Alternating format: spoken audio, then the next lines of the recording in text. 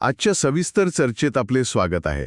आज आपल्यासमोर मायक्रोसॉफ्टच्या एका लोकप्रिय सर्टिफिकेशन कोर्सचा पसारा आहे. नाही, हा AZ900 नाहीये. ती तर फक्त तोंड ओळख आहे. आज आपण थेट इंजिन रूममध्ये उतरणार आहोत.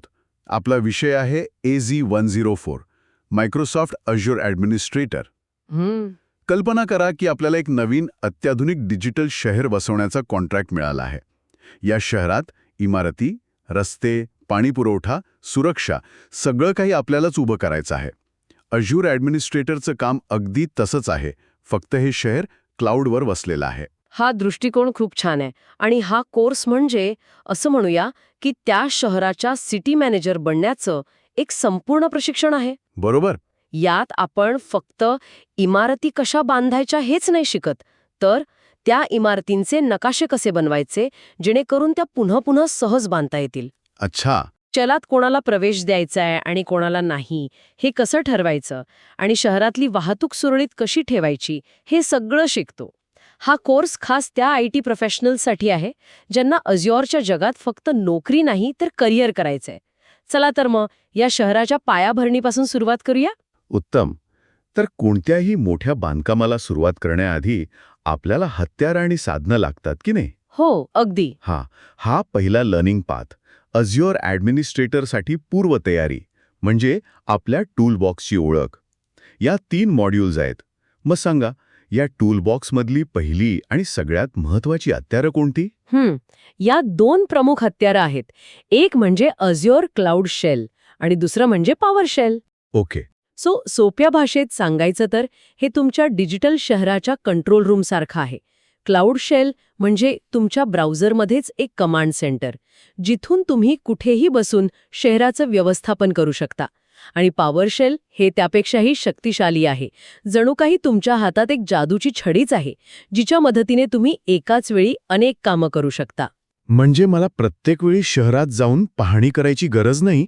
मी माझ्या ऑफिसमध्ये बसून एका कमांडने सांगू शकेन की शहरातल्या 10 इमारतींचे दिवे लावा किंवा पाण्याची टाकी भरा. अगदी तसंच.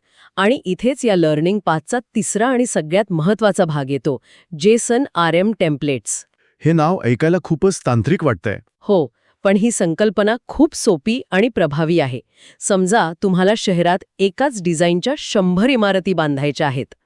तर प्रत्येक वेळी नवीन नकाशा बनवण्याऐवजी तुम्ही एकदाच एक परफेक्ट डिजिटल नकाशा म्हणजे टेम्पलेट बनवता. मग एका कमांडने तुम्ही त्या 100 इमारती काही मिनिटांत उभ्या करू शकता. वाह.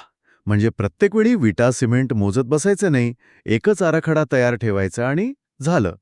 पण याचा तांत्रिक भाषेत नक्की काय फायदा होतो? याचा सगळ्यात मोठा फायदा म्हणजे इन्फ्रास्ट्रक्चर ॲज कोड ही संकल्पना. Infrastructure as code. हो, याचा अर्थ तुमचे सर्व्हर, नेटवर्क आणि स्टोरेजची संपूर्ण माहिती कोडच्या स्वरूपात असते. यामुळे तुम्ही त्यात केलेले बदल तपासू शकता, जुनी आवृत्ती गरज पडल्यास परत आणू शकता आणि सगळ्यात महत्त्वाचं म्हणजे मानवी चुका टाळू शकता. अच्छा. मोठ्या टीमसाठी हे एक वरदान आहे. हीच आहे स्मार्ट सिटी प्लॅनिंग. ठीक आहे. म्हणजे आता आपल्याकडे शहर बांधण्याची हत्यारं आणि नकाशे तयार आहेत. आपण बांधकाम सुरू केलं. आता शहराच्या सुरक्षेचा प्रश्न येतो. बरोबर. शहरात कोणालाही सरळ प्रवेश दिला तर अनागोंदी माजेल. या शहरात कोण येणार, कोण कुठे जाणार, याचे नियम कसे ठरवायचे? मला वाटतं दुसरा लर्निंग पाथ याचबद्दल आहे. अज्युरमध्ये ओळख आणि प्रशासन व्यवस्थापित करणे. हो, यात 6 मॉड्यूल्स आहेत. शहराचं प्रवेशद्वार आणि तिथले सुरक्षा रक्षक म्हणजेच मायक्रोसॉफ्ट एंट्रा ID. पूर्वी याला अज्युर ॲक्टिव्ह डिरेक्टरी म्हणायचे ना? अगदी. हे तुमच्या शहराच्या गेटवर बसलेल्या सुरक्षा रक्षकांसारखं आहे, जे प्रत्येकाचं ओळखपत्र तपासून आत सोडतं. इथे आपण वापरकर्ते, त्यांचे गट कसे तयार करायचे आणि त्यांचे ओळखपत्र कसे व्यवस्थापित करायचे हे शिकतो. हे तर उत्तम आहे, पण व्यवहारात हे लागू करणं किती किचकट आहे. म्हणजे एका मोठ्या कंपनीत हजारो कर्मचारी असतात. प्रत्येकासाठी नियम बनवत बसणं शक्य आहे का? की मग सगळ्यांनाच VIP पास देऊन टाकायचा? नाही, तसं करून चालणार नाही. आणि तुमचा प्रश्न अगदी योग्य आहे. इथेच रोल बेस्ड ॲक्सेस कंट्रोल किंवा RBAC ही संकल्पना कामी येते. RBAC? हो, आपण प्रत्येकाला वैयक्तिक पास देण्याऐवजी त्यांच्या कामानुसार आणि जबाबदारीनुसार भूमिका ठरवतो. जसं की शहरातल्या सफाई कर्मचाऱ्यांचा एक गट असेल, ज्यांना फक्त साफसफाईसाठी इमारतीत प्रवेश असेल. इलेक्ट्रिशियनच्या गटाला फक्त मीटर रूममध्ये जाण्याची परवानगी असेल. त्यांना महापौरांच्या ऑफिसमध्ये किंवा बँकेच्या लॉकर रूममध्ये प्रवेश नसेल. म्हणजे लीस्ट प्रिव्हिलेज किंवा गरजेपुरते अधिकार हे तत्व इथे वापरलं जातं. जे काम आहे फक्त तेवढ्यापुरतेच अधिकार द्यायचे. बरोबर. अगदी अचूक. यामुळे सुरक्षा तर वाढतेच, पण गोंधळी टळतो. आणि याच्या पुढची पायरी म्हणजे अझोर पॉलिसी. पॉलिसी म्हणजे कायदे. हो, शहरासाठी कायदे आणि नियम बनवण्यासारखं. उदाहरणार्थ, शहरात कोणतीही नवीन इमारत 10 मजल्यांपेक्षा उंच नसावी किंवा प्रत्येक इमारतीला ठराविक प्रकारचं सुरक्षा कवच असणं बंधनकारक असेल. हे नियम तुम्ही एकदा लावले की ते आपोआप सगळ्यांना लागू होतात. कोणी नियम मोडणारी इमारत बांधायचा प्रयत्न केला तर सिस्टीम त्याला परवानगीच देत नाही. अरे वा, म्हणजे तुम्ही फक्त समस्या शोधत नाही तर त्या मुळात तयारच होऊ देत नाही. हा एक मोठा वैचारिक बदल आहे. नक्कीच. अनेक कंपन्या सुरुवातीला फक्त ऑडिट पॉलिसी वापरतात, म्हणजे फक्त कोण नियम मोडतोय हे तपासतात. पण खरी ताकद प्रतिबंध लावण्यात आहे. ठीक आहे, म्हणजे शहरात प्रवेशाचे नियम ठरले, सुरक्षा रक्षक तैनात झाले आणि कायदेही लागू झाले. पण आता या शहरात लोकांना राहायला आणि कंपन्यांना काम करायला जागा हवी. त्यांच्या फाईल्स, महत्त्वाचा डेटा हे सगळं कुठे सुरक्षित राहणार? मला वाटतं आता गोदामांबद्दल म्हणजे स्टोरेजबद्दल बोलायची वेळ आली आहे. तिसरा लर्निंग पाथ, अझ्योरमध्ये स्टोरेजची अंमलबजावणी आणि व्यवस्थापन. बरोबर. यात 4 मॉड्यूल्स आहेत. प्रत्येक शहराला गोदामांची गरज असते, पण सगळ्या वस्तू एकाच प्रकारच्या गोदामात ठेवता येत नाहीत. सोनं चांदी ठेवण्यासाठी जशी तिजोरी लागते, फर्निचरसाठी मोठं वेअरहाऊस. अझ्योरमध्येही तसंच आहे. ब्लॉब स्टोरेज हे तुमच्या मोठ्या वस्तूंसाठी फोटो, व्हिडिओ, बॅकअप फाईल्स, तर अझ्योर फाईल्स ही तुमच्या ऑफिसच्या फायलिंग कॅबिनेटसारखं आहे. आणि यात किमतीतही फरक असणारच नाही का? म्हणजे रोज न लागणाऱ्या वस्तू स्वस्त गोदामात ठेवल्या तर चालतील. अगदी बरोबर. इथे ॲक्सेस टियर्स ही संकल्पना येते.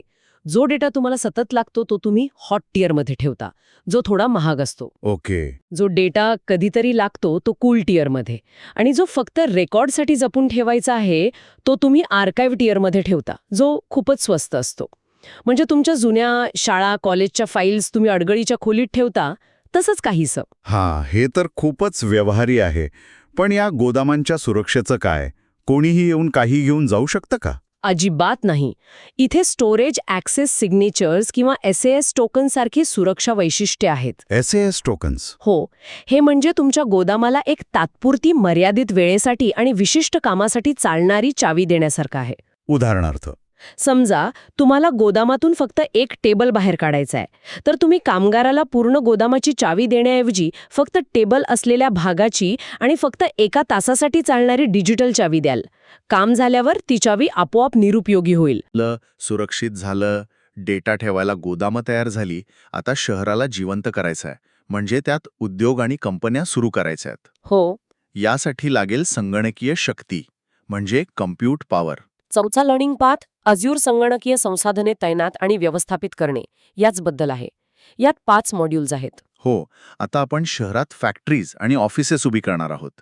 यातला सगळ्यात मूलभूत प्रकार म्हणजे व्हर्च्युअल मशीन्स किंवा व्हीएम्स. सोप्या भाषेत सांगायचं तर क्लाउडवर एक अख्खा कम्प्युटर भाड्याने घेणं. तुम्हाला हव्या त्या क्षमतेचा, हव्या त्या ऑपरेटिंग सिस्टमचा कॉम्प्युटर तुम्ही काही मिनिटांत तयार करू शकता. आणि काम झालं की परत करू शकता, जसं गरजेनुसार गाडी भाड्याने घेतो तसेच. अगदी. पण समजा माझी एक फॅक्टरी म्हणजे एक व्हीएम काही कारणाने बंद पडली तर माझं सगळं काम थांबेल का? नाही, आणि इथेच क्लाउडची खरी जादू आहे. यासाठी अवेलेबिलिटी सेट्स आणि अवेलेबिलिटी झोन्स आहेत. अच्छा. अवेलेबिलिटी सेट म्हणजे एकाच इमारतीत वेगवेगळ्या मजल्यांवर सारख्याच मशीन्स ठेवण्यासारखं. एक बंद पडली तर दुसरी चालू राहील. आणि अवेलेबिलिटी झोन म्हणजे शहराच्या वेगवेगळ्या भागात जिथे वीज पुरवठा स्वतंत्र आहे तिथे सारख्याच फॅक्टरीज उभ्या करणे. म्हणजे एका भागात वीज गेली तरी दुसऱ्या भागातली फॅक्टरी सुरूच राहील. याला म्हणतात हाय अवेलेबिलिटी. आणि जर अचानक मागणी वाढली, जसं दिवाळीत शॉपिंग साईटवर गर्दी वाढते, तेव्हा काय? त्यासाठी आहेत व्हर्च्युअल मशीन स्केल सेट्स. हे म्हणजे तुमच्या शहरातल्या अशा फॅक्टरीज ज्या मागणी वाढल्यावर आपोआप स्वतःच्या प्रती तयार करतात. आणि मागणी कमी झाल्यावर आपोआप बंद होतात. बरोबर. म्हणजे तुम्हाला दिवाळीसाठी वर्षभर जास्त कामगार ठेवायची गरज नाही. गरजेनुसार तुमची फॅक्टरी मोठी होते आणि नंतर परत लहान. यालाच ऑटो स्केलिंग म्हणतात. व्हीएम्सच्या पलीकडे जाऊनही काही पर्याय आहेत का? जसे की मला पूर्ण फॅक्टरी नकोय, फक्त एक छोटं मशीन हवंय. नक्कीच. त्यासाठी कंटेनर्स आणि ॲप सर्व्हिसेस आहेत. कंटेनर म्हणजे एका मोठ्या फॅक्टरीतच छोटे छोटे स्वतंत्र विभाग बनवण्यासारखं. आणि ॲप सर्व्हिस तर त्याहून सोप्पं आहे. तुम्हाला फक्त तुमचं ॲप्लिकेशन तिथे ठेवायचं आहे. बाकी सर्व्हर, नेटवर्किंग ह्या सगळ्याची काळजी अझ्युर घेतो. हे म्हणजे सर्व्हिस अपार्टमेंट भाड्याने घेण्यासारखं. क्या बात आहे. आता आपलं शहर खरंखुरं मोठं झालंय. त्यात ऑफिसेस आहेत, फॅक्टरीज आहेत, गोदाम आहेत. पण हे सगळे एकमेकांशी जोडलेलं नसेल तर काय उपयोग? बरोबर. दळणवळण महत्वाचं आहे. हो, आणि मला वाटतं आता आपण या कोर्सच्या सगळ्यात मोठ्या आणि महत्त्वाच्या भागाकडे वळतोय. 5वा लर्निंग पाथ. अझ्युरसाठी व्हर्च्युअल नेटवर्क्स कॉन्फिगर आणि व्यवस्थापित करणे. यात तब्बल 8 मॉड्यूल्स आहेत. हो, हा या कोर्सचा कळा आहे. कारण नेटवर्किंग शिवाय क्लाउड म्हणजे नुसतं बेटांचा समूह.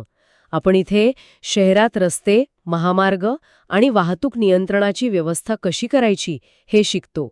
याची सुरुवात होते व्हर्च्युअल नेटवर्क्स किंवा व्हीनेट आणि सबनेट्स तयार करण्यापासून.